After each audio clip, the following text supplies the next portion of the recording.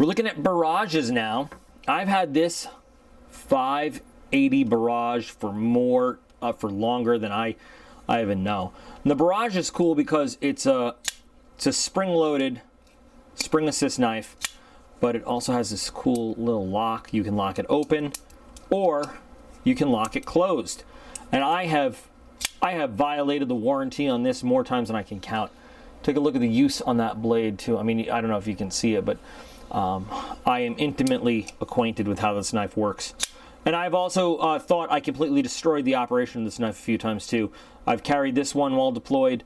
I've messed with it. I'm not a huge fan of the Barrage, but it's a nice knife. This is a special edition one from, I think, a store in Canada called Wizards and Warriors or something like that. Special edition number, this one is of 200, 198. I saw it online, and I ordered it just because it was a special edition knife. I used to do that kind of stuff. I've never carried it, never intended to, but when you're deployed, you make some extra money and you got to spend it, so I did. Now, I love this. I love this. The 581, which is like the Barrage's really cool looking, well-dressed big brother. Now you can see there's a difference in the blade shape entirely. You have almost a full flat ground blade there, as opposed to what you've got going on in the Barrage. You've got M390 steel. This is probably, I said before that, I think I said that the 275 was my introduction to M390, but this actually was. You've got separate aluminum bolsters. This is a gorgeous knife, and I don't know why I don't carry it. I love the 581.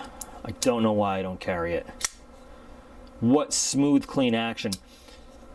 Gorgeous. Now, it should be also said that on any of these knives, if you live in a place where spring assist is illegal, it's not very difficult to take that spring out, and it still works just fine. But what a sweet looking knife. Beautiful blade shape. Love it. 581 is awesome. 583 was not quite a special edition, but a special collaboration between Benchmade and Warren. A lot of these got to be cleaned up because of all that dust, but they can be cleaned up very easily. Again, don't like the Tonto shape on these Barrages, but you get the very, very unique Warren pattern on the scale on this one. I think this one's out of production now too. You're not going to find it anywhere. But you got the red backspacer, you've got the Warren, and it's just kind of cool. And then this little mini Barrage, the 585 S30V blade. This was another REI exclusive, and although I hate the minis and they're too small for me, I got it because of an REI exclusive, and I wanted to put it in the collection. So there it is. Here she is. There it lies. Ba-bam. Here's a really interesting one. Warren Osborne, one of my favorite designers. Got a first production mark on the blade. I'm sorry, you probably can't see that just because of these lights, but it's there. I promise it's there. But the 670, this was an interesting one. Benchmade designed this one so that you had your spring assist option, but that you could take the spring out. The spring is actually a big torsion bar in there. And you'll see there's a little screw over there holding it in, and you could unscrew it and take that torsion bar out. They had planned for this to be a combination manual spring assist for those kinds of places where you might not be able to have it, which is kind of interesting. It never really, I don't think it was one of their most popular knives, It is a kind of a rather simple looking design for Warren Osborne. Doesn't really fit into the aesthetic that I think of when I think of a Warren Osborne knife. But it is very gentleman folder looking. This is a plastic type scale. Has some really nice file work. And of course this is production. This isn't hand file, but very nice looking knife. Just, didn't last super long in the Benchmade lineup. But I like it. And I love Warren Osborne, so it has a place in the collection for me. The McHenry Williams 705 is a little baby brother to the 710. I used to have a 710. I traded it away, and I'm really regretting that now. I wish I still had the 710. Had I known it was going to go extinct, I wouldn't have done that. The 710 was a really nice big knife. This is, you can tell how old this is. Look at the blade steel on that. ATS 34. Nobody uses that anymore. So basically, you know, this 705 is just all things 710, but like half the size. And they just shrunk it down. 705 is one of the all-time classic Benchmades. I can't believe they don't sell it anymore. I'm trying to get my hands on another one right now. But it's funny too, because it has a full-size Benchmade clip on this little tiny baby handle. The 705, the 710, I believe, is a D2 blade.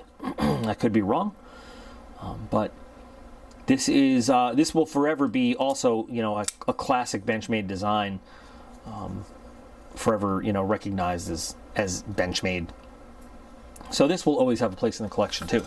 Now we come to one of my favorite Benchmade designs ever, the 741 Lum designed Onslaught. The Onslaught is no longer made. I'm not sure if the mini Onslaught is. I love this knife. I always intended to get another one because I always wanted to do myself a little regrind, taking off this big swedge there and just leaving that part of the blade there. This is just an awesome, awesome slicing knife. Full flat ground blade, 154 cm steel, very thin, perfect slicer. I mean, it is just an awesome blade. I love the action on this thing. I have been in love with the Onslaught forever. I really need to try to find another one. I've customized a few. I've customized a couple of the mini Onslaughts in my day. It feels so good. The contouring on it is so nice. Beautiful accents on the hardware and everything. It's just gorgeous. It's just gorgeous. And I think that it would have a really nice Persian fighting look without that swedge on top. I just never got around to getting my hands on another one. I always had other priorities. Beautiful, beautiful knife. So I have one obviously fine edge satin finish, one semi-serrated, black coated, and they're just going to sit in this collection forever and ever and ever. Beauty fish. All right, we're going to look at two members of the Shane Seibert family. Now I have shown this on the channel before. I've talked about it, the 755 mini pocket rocket. They have a micro pocket rocket too. I once did a video on this entitled The Benchmade Lover's Least Favorite Benchmade. This has been around forever. This is an M390 blade, a big old chunk of titanium for the frame, and some nice forest green G10 scales. It's very unique that this stop pin here has, it's not even all the way around. You can actually adjust your lockup by rotating that stop pin to change how far back the blade goes. Each side is a little bit further on that octagon or hexagon, I don't know what it is, but that stop pin, every time you rotate it, it actually is just slightly different so that you change the lockup because the blade comes a little bit farther back, and it's a little bit crazy that way. This is one of the stickiest locks I own, by the way. There is a phenomenon where sometimes with steel on titanium contact, a molecular thing that makes them sticky, hard to open up. This is one of the worst, and that's what that little guy is for, to help minimize that. Now we move on to the 756 Vickers. There's a lot of controversy about this knife because when Benchmade first showed this knife and took pre-orders, it was a different knife. Let me show you a picture of what it was supposed to look like.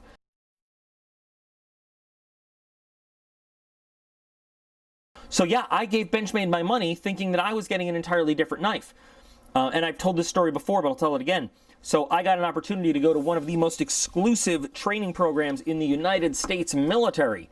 I was going to the United States Air Force Weapons School as an enlisted guy, which is a really big deal. Trust me, it is. If you know about it, great. If you don't worry about it, but it's a really big deal.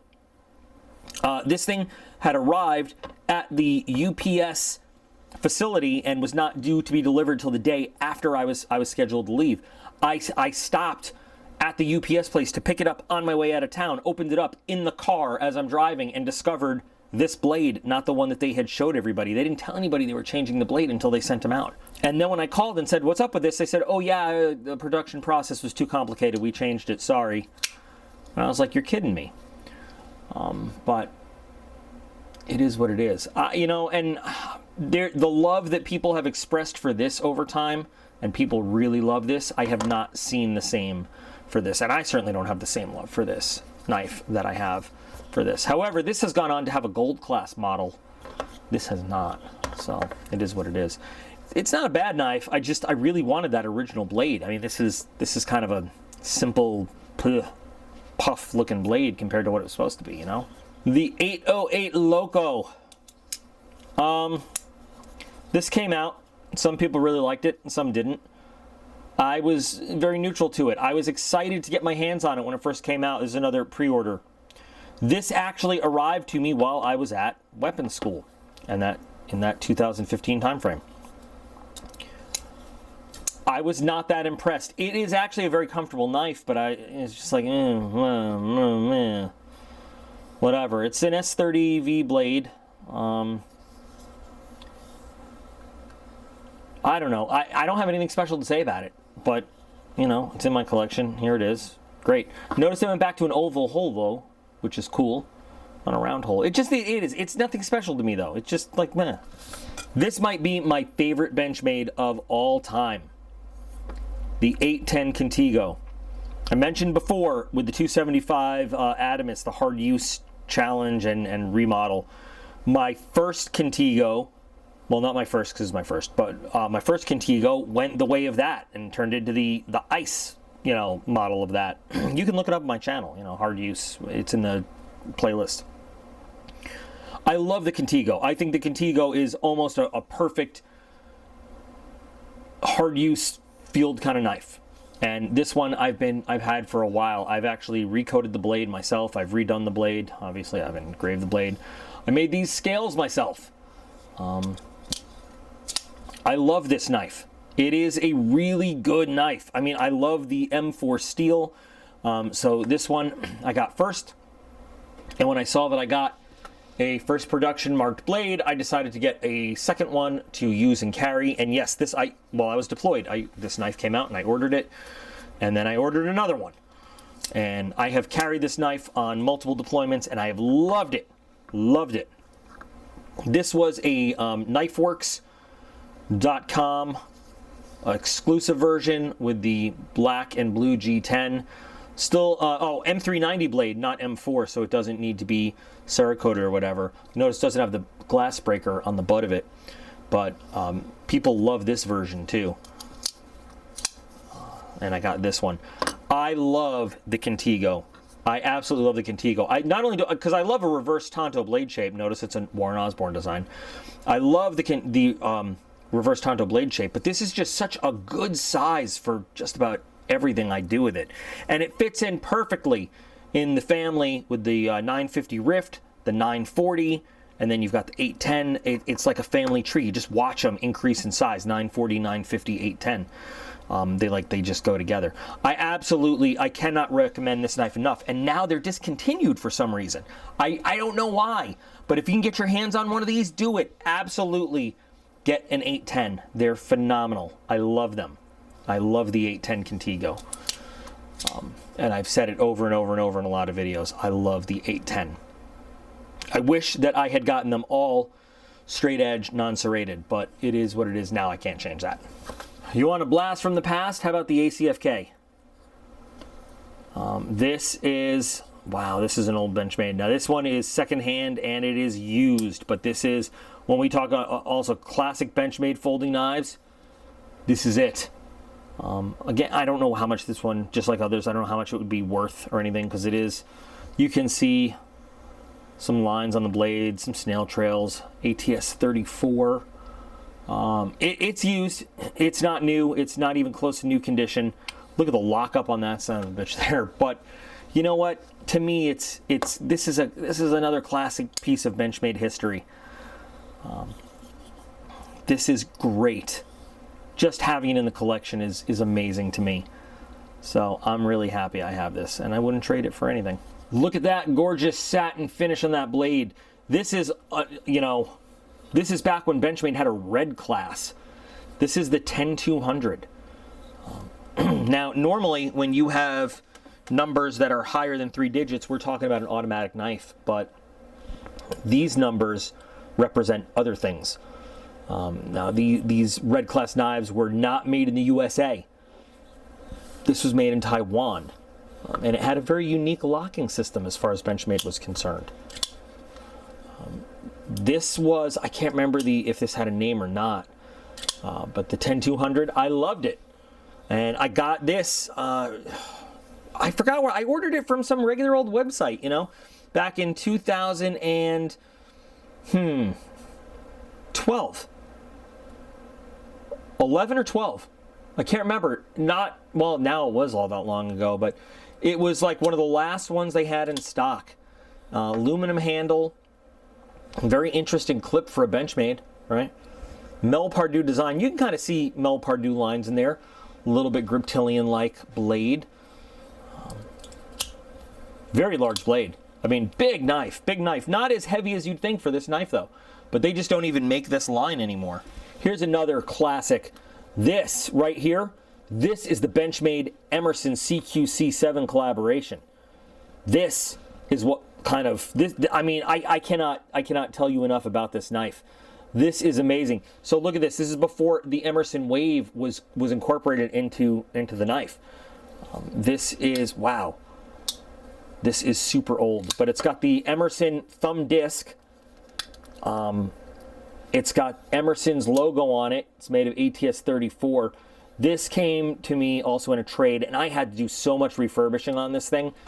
What you can see on the blade now is only there because of all the restoration work I did on this.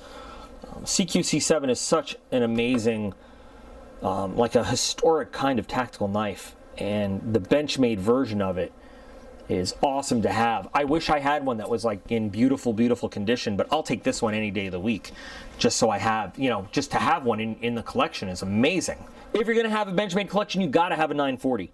Warren Osborne 940 is one of the best, one of the most popular Benchmades in the whole lineup. Now, I used to have one of the classic, you know, aluminum green-handled black bladed 940s. I gave it away to somebody. They had little tiny hands, and it was a great knife for them. And I just have never replaced it. This one came to me in a trade from a friend of the channel, Jimmy, who I still got to get him something in exchange for it. We can't ever kind of settle on something, but I'm still trying to figure out what he's going to get for it. This is the G10 handled version of it. Okay, this is a limited edition version, S30V blade.